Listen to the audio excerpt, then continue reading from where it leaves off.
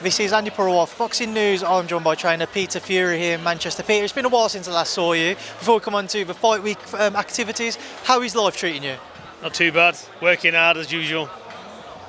Well, I'm glad to see you. It's good to catch up. A fiery press conference there. I know I saw you kind of keeping to yourself, didn't really get involved in what was said in the back and forths, but what did you make of exchanges between Savannah and Franchon? No. Perfectly honest now, I couldn't tell you what they were saying. I wasn't really listening to it. Does that kind of, I know you're her trainer, but does that excite you more though, seeing that fiery side to Savannah, fiery side to Franchon? Does it build it up more so for yourself and the team, get you more pumped up for Saturday night? Not really. Fair enough, Peter. Going into Saturday night, you've spoken in the past, and by your own and by Savannah's admission, you got the tactics wrong with Claressa. How do you go about righting the wrongs of that fight on Saturday night? Who said the tactics was wrong? You. No, in terms of that, you've previously we've seen comments that the approach was wrong and that if you had the chance, you'd have done it differently. No. Claressa was a better fighter on the night. Savannah, there was how do you say? There was flaws there, and then flaws has been corrected. So that's what we're looking forward to. Not going to take any credit from Claressa's win. She won. She was the best fighter on the night. So there was no tactics wrong. She just needed to do certain things which she didn't do, and that's it. We move on. You move on to Saturday night. Franchon Crews-Dezurn. How much of her have you seen, Peter? Yeah, I've seen quite a bit of her, and she's a good fighter. What does she bring into this fight that Savannah's going to have to overcome? Talks about her style. Savannah's quite adamant she's going to try and sit on her chest. Yeah, look, we've worked for everything, eventualities, whatever it may be. You know, she's a good, rugged, tough fighter. She's a lot better. She looks a bit crude, but she's got a good awkward style with her as well. You know, she's not an easy opponent. The right hand comes from the floor. It's very it's difficult to time it. So it's an intriguing fight, and you know, it probably will end up in the trenches. So that's why we're interested in this fight. I'm predicting a good, very good fight here. There's an interesting question that Savannah was asked up on stage, that does she feel that her power's carried up to 168? We saw her at 160. Obviously, as a trainer, seeing her on the pads doing that with her. Are you confident that that's carried through and we will still see it on Saturday night? Absolutely. She's hitting very, very hard. A punch is a puncher. You know, so she's got that natural gift of power, so it's always there. People talk about pressure, Peter. How much is on Savannah's shoulders on the back of trying to rebuild from that Claressa loss?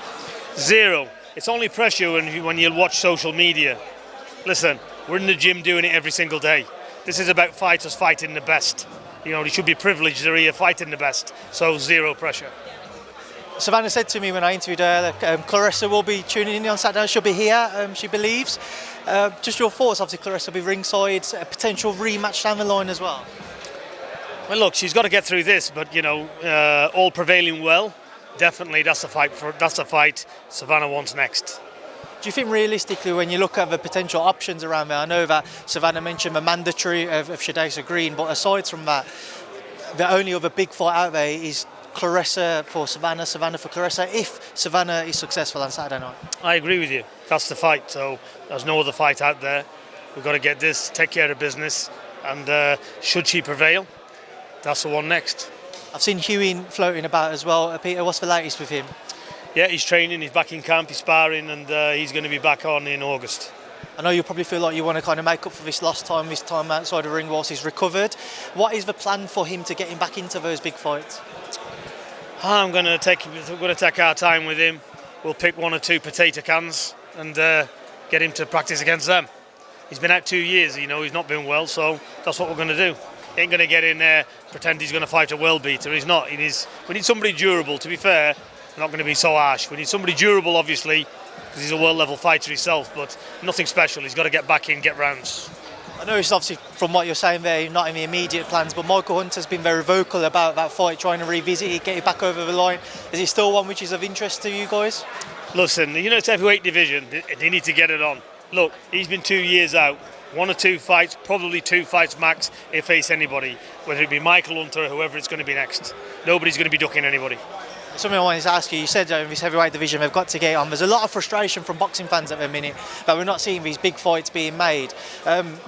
What's your thoughts on seeing it all not getting over the line? all of those big fights at the top of the division? I'm not really interested. What I'm interested in is my own fighters and making sure my fighters step up to the plate and fight the best out there. That's what I'm interested in, and that's what we're trying to make happen, and that's what boxing fans need. That's what we all want, and and I'm just a piece in that jigsaw trying to make that happen. Fair enough, Peter. Just a couple of us to get your thoughts on talks of Anthony Joshua, Dillian White potentially rematching in August. Just your thoughts, please, on that fight if we was to see it a second time around. I don't care about other fighters. I'm not interested. I care about my own fighter. I've got a son here who's ready to go. So he's where my priority is. And all these heavyweights, they're all potential opponents. So let's see. I know in the past that Hughie and Anthony have been spoken about. Hughie's been quite open to wanting to face Anthony. I know, again, we've spoken about Hughie's route back, but how far off do you feel he would be from challenging one of those top names in the division? He's 2 fights away. Yeah, even possibly 1. So he just needs to get back in there. Hughie shakes some ring rust off and he's ready. He's ready to fight anybody. All right, Peter, I know I've taken a few time. There's a queue that's fallen behind me now, so thank you. No worries. Good to speak to you.